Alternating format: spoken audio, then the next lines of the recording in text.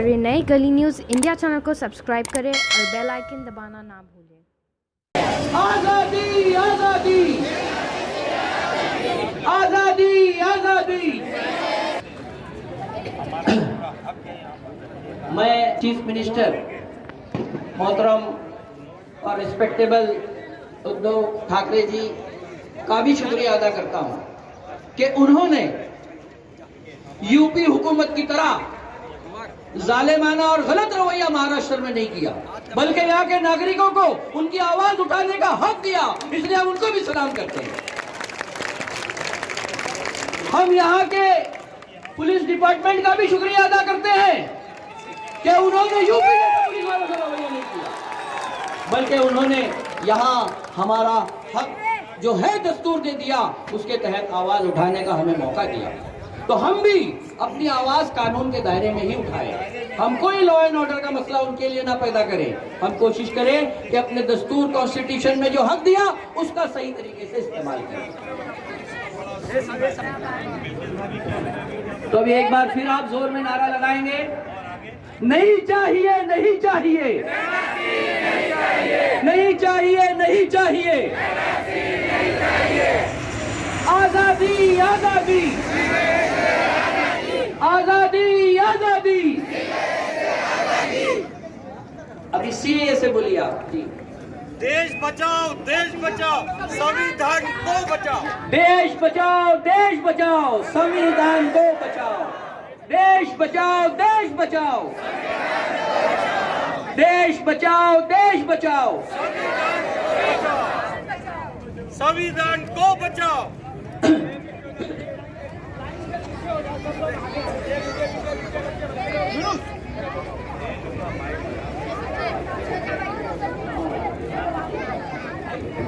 अनिल भाई ऊपर आप।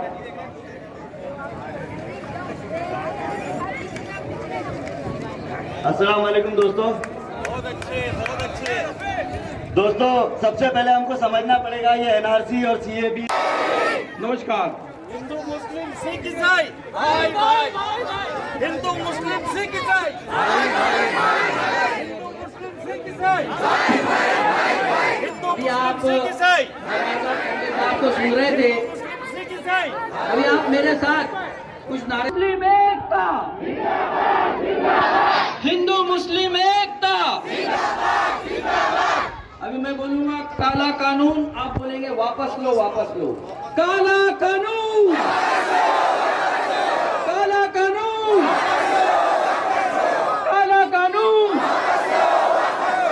अभी हम अपने कुछ उन लोगों को सलाम पेश करेंगे जिन्होंने इस कानून के लिए आवाज उठाए। उस खातून, उस बच्ची। मेरा बेस्ट फ्रेंड विशाल शर्मा है। विशाल शर्मा के पास अगर डॉक्यूमेंट्स की कमी होगी तो उसको मोदी सरकार डॉक्यूमेंट बना के देगी। और मेरा नाम आदिल अंसारी है।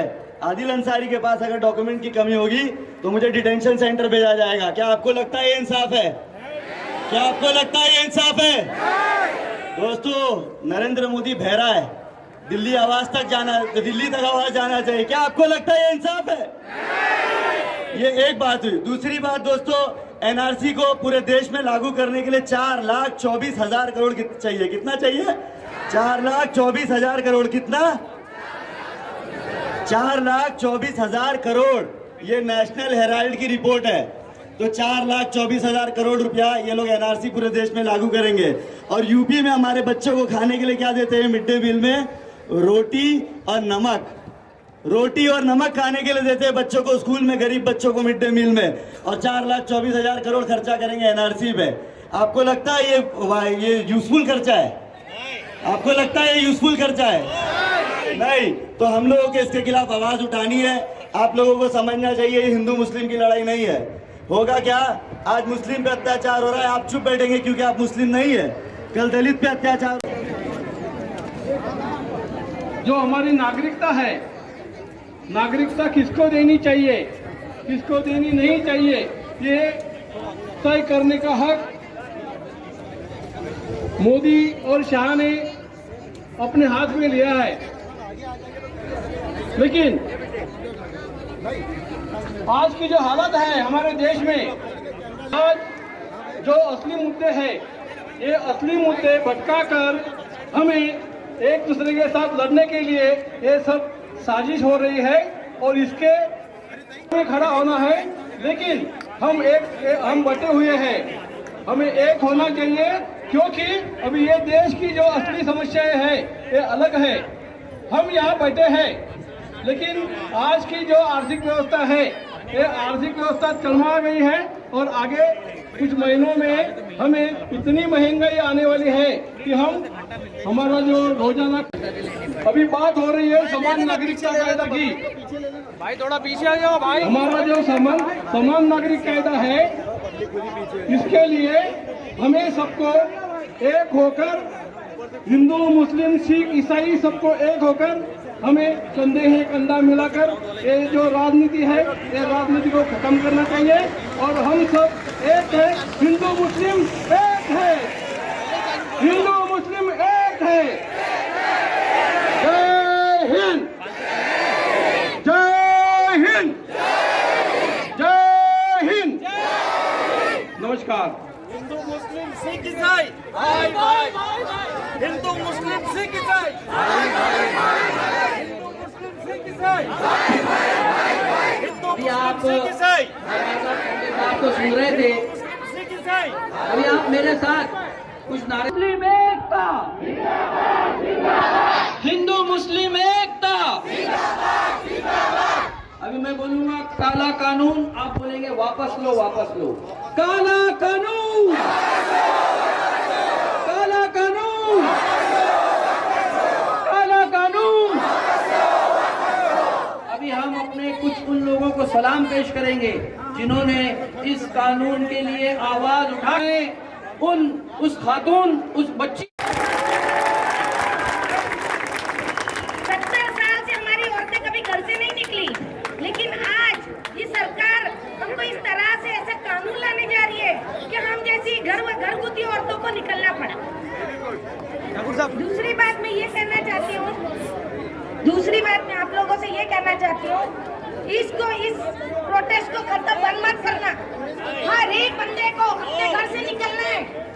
ये हमारे ये जैसे जहाद है, जैसे हमने आजादी की लड़ाई लड़े थे, इस लड़ाई में भी आपको आगे आना है। मैं बता नहीं सकती अपने घर में क्या छोड़ के आई और कैसे आई हूँ, बताना भी नहीं चाहती, बस आप समझ लो।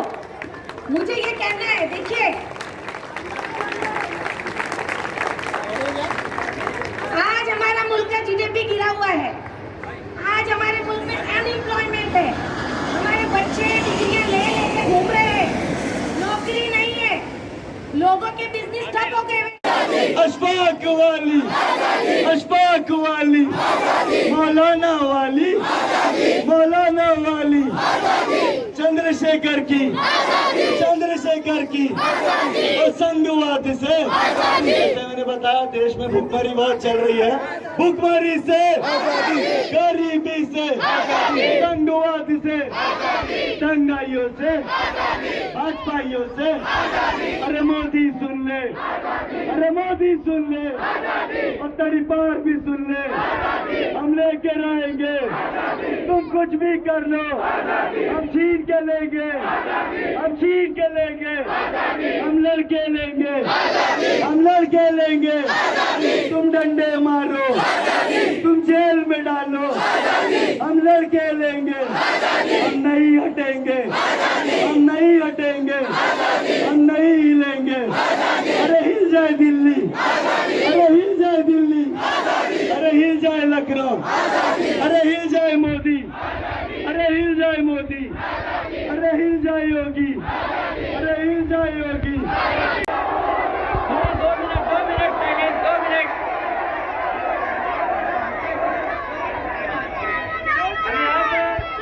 जो स्टूडेंट बिरादरी है हमारी, उसकी तरफ से भी आप जो नारे लगाएंगे, आप उनके साथ 2 मिनट साइलेंस रहे। हिंदुस्तान की हालात देखकर एक शायर का शेर याद आता है।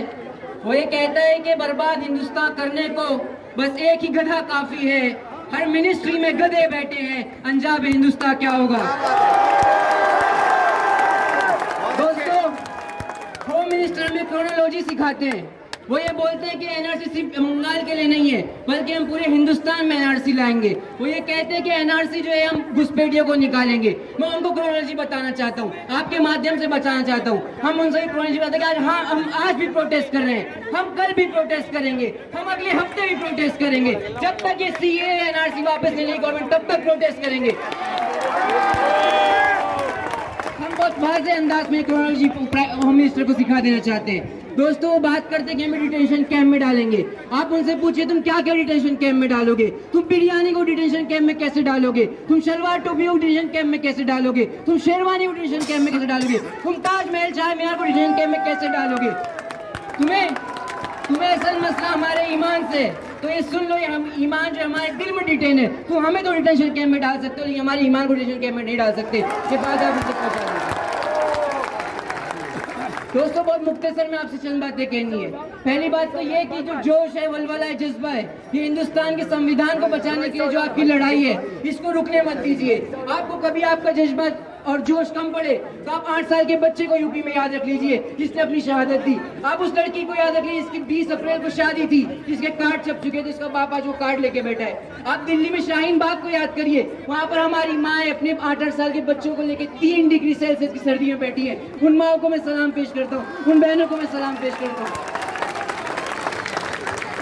दोस्तों, जब आपसे प्रोटेस्ट में आने को कहा जाए तो हमारी पहली जिम्मेदारी है कि हम प्रोटेस्ट में आए। हमारी दूसरी जिम्मेदारी क्या है? ये मामला सुप्रीम कोर्ट में है। लोग कह रहे हैं कि सुप्रीम कोर्ट में तुम प्रोटेस्ट क्यों करते हो? हम उनसे कहना चाहते हैं प्रोटेस्ट करना हमारा संवैधानिक अधिकार है, तो हम प्रोटेस्ट आखिरी दम तक करेंगे। दोस्तों, दूसरी बात ये कि आप हिंदुस्तान के अदलिया को देखिए, सुप्रीम कोर्ट को देखिए। हम ये देख रहे हैं कि बहुत सारे फैसले ऐसे होते हैं जो पब्लिक सेंटीमेंट पे आते हैं, तो हमको ये लड़ाई कम से कम 22 जनवरी तक तो जारी रखनी पड़ेगी, और तब तक जारी रखनी पड़ेगी जब तक इसका फैसला नहीं आ जाता, तब तक ये सीएए वापस नहीं लेते, तब तक एनआरसी वापस नहीं लेते। तो हमको हमारे जोश को, हमारे जज्बे को, वलवले को ठंडा नहीं होने देना। आखिरी बात, चूंकि मैं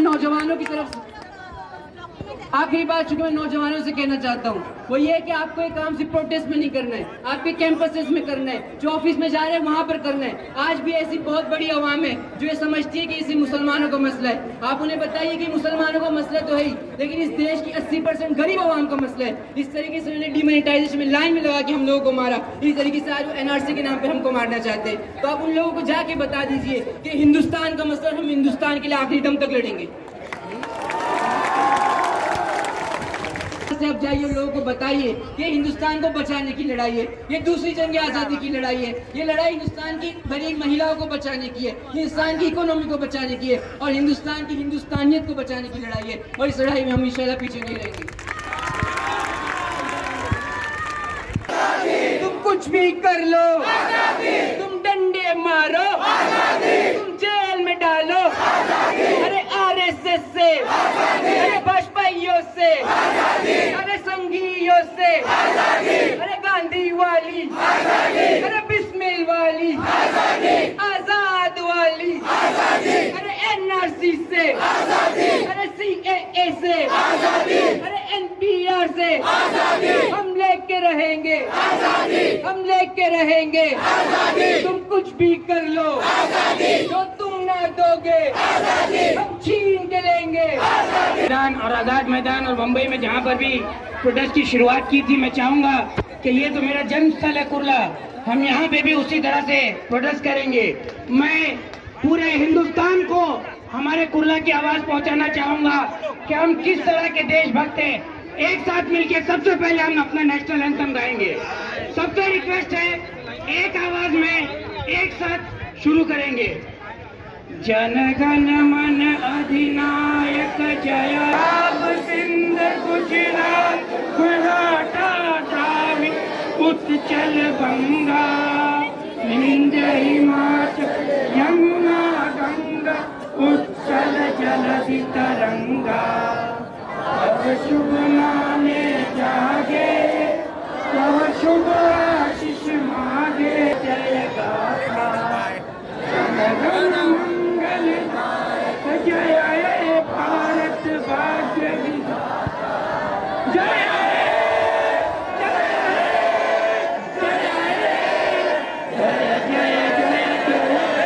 भारत माता की, भारत माता की इनकलाब इनकलाब। बस दोस्तों 2 मिनट आपका लूंगा। शब्दों से आपने सुना होगा ये NPR NRC, इनका असली मकसद आज मैं कुर्ला से ऐलान करना चाहता हूँ। NPR का इनका असली मकसद क्या जानते हैं? हिंदुस्तान से जनता को कम किया जाए ताकि NPR ना पॉपुलेशन रहेगी, अनएम्प्लॉयमेंट, महंगाई, आवाज उठाने के लिए NPR ना पॉपुलेशन रहेगी, और ये जो NRC है ना रहेगा कॉन्स्टिट्यूशन। आप इनकी सोच को समझो, सोच को समझो। ये इनसे हमें यही कहना है कि छोटे, सच में तू बैठ के चाय बना, संविधान 10 की बस की बात।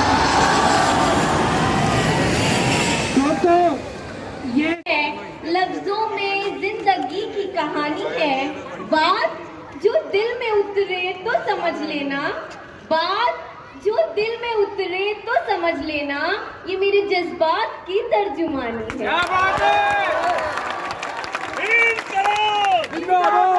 ये सिर्फ मेरे ही नहीं, ये यहाँ खड़े हर अफराद के दिल की तमन्ना है कि इस NRC, इस कैब, इस हर चीज को रोक दिया जाए जो मुसलमानों के खिलाफ एहतजाज किया जा रहा है।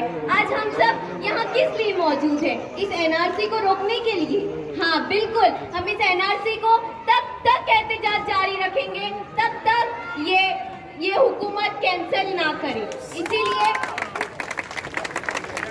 इस तादाद में यहाँ पर मौजूद होना और कुर्ला की जमीन पर यह एहतजाज करना बहुत बड़ी बात है, और यकीनन हमारी ये आवाज हुकूमत तक जरूर पहुँच जाएगी और ये NRC के इस सिलसिले को खत्म किया जाएगा।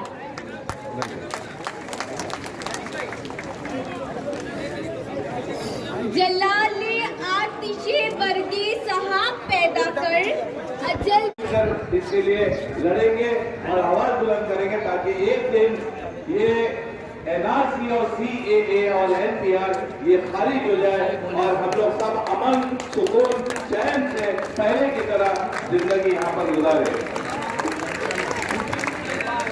देखिए, ये आवाज जो कुर्ला से उठी है सिर्फ कुर्ला नहीं बल्कि इस वक्त न सिर्फ पूरे देश में बल्कि मैं आपको बताऊं इंटरनेशनल सतह पर भी इस पर एहतजाज हो रहा है, और ये हमारे जन आंदोलन ही का नतीजा है कि आज इस NRC और NPR के खिलाफ तमाम लोग बोल रहे हैं। आइए अब हम हमारे एक मेहमान जो फिल्म प्रोड्यूसर अश्विन है उनसे रिक्वेस्ट करता हूँ कि वो आके अपनी बात को रखें।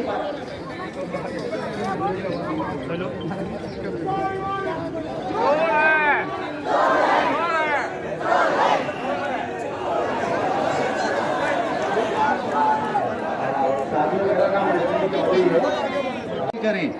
कल सुबह मैंने अखबार में पढ़ा कि मद्रास में कुछ महिलाएं रंगोली बना रही थी CAA का विरोध करने के लिए, उन्हें गिरफ्तार कर लिया गया।